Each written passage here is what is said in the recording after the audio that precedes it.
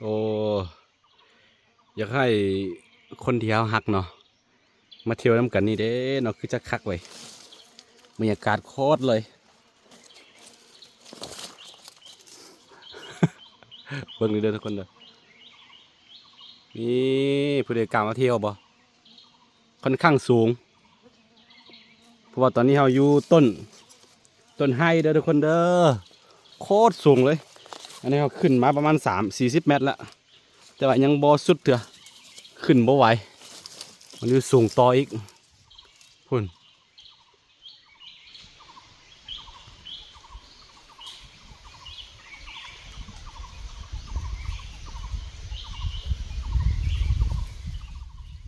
โอ้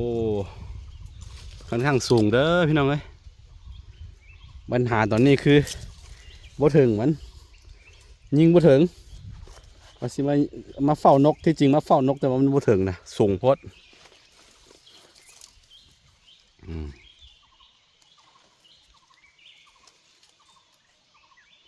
โอ้